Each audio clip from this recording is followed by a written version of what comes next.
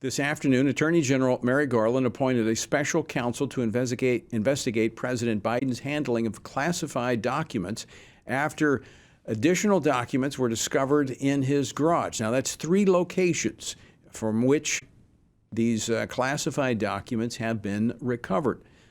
Now, Robert K. Hearn, a former U.S. attorney in Maryland who also served as a senior Justice Department official during the Trump administration, was appointed today by Attorney General Garland to investigate what comes next. This has been a breaking story throughout the day. And joining me now to discuss this is Professor Phill Klein for Liberty School of Law, former Attorney General for the state of Kansas. Phil, welcome to Washington Watch. Great to be with you, Tony. All right, your reaction to the news of an appointment of a special counsel in this case? It's concerning, and it's concerning because of the timing and what was known by Attorney General Garland when he first received the information that top secret confidential documents were found in Biden's personal office at his think tank at the University of Pennsylvania in the Penn Biden Center. Now, we have to go back a couple of months because this was not made known at the time the documents were found. Right. It was not made known publicly. But at that time, Attorney General Garland would know that the University of Pennsylvania had received over $60 million from Chinese sources. He would have known that because it was public, and also the Department of Justice at that time was engaged in investigating Chinese influence on U.S. campuses. There's concern that China uses its money to gain entry on these academic campuses and then engages in intelligence theft and theft of technology. So the Justice Department under President Trump had been investigating that, and it resulted in about 4 prosecutions. So Biden, in his private efforts, started with the University of Pennsylvania a think tank.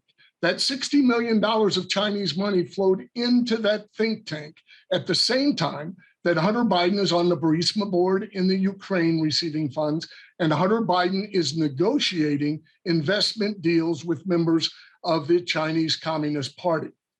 Those documents were abandoned. The documents were narrowed in scope and number, which, Tony, unlike the mainstream media, is not evidence that this is not important. It's actually evidence of possibly a specific intent. The documents at Mar-a-Lago are consistent with the harried efforts in the transfer of power and the fact that Trump could declassify documents. And the dispute is really about whether he declassified these documents. Biden had no power to declassify these documents, and they were specific, and they pertained to issues tied to the flow of this money. Right. We don't know what the second and third batch of documents contained, but we do know the first did contain documents related to Ukraine. And I want to go back for a moment before we run out of time. The timing of this. I've talked to some members of the House Judiciary Committee that will be looking into this. My question is whether or not this announcement of a special investigator in the special counsel was timed to try to head off the Republican House from investigating this. It is, and it's to get the American public off his back, and it shouldn't, because he has not released a scope letter, Tony, for the investigation. And the scope letter lets you know whether this special prosecutor, Mr. He, can also investigate the Chinese money tie to these documents and Hunter Biden. Right now, it appears the answer is no.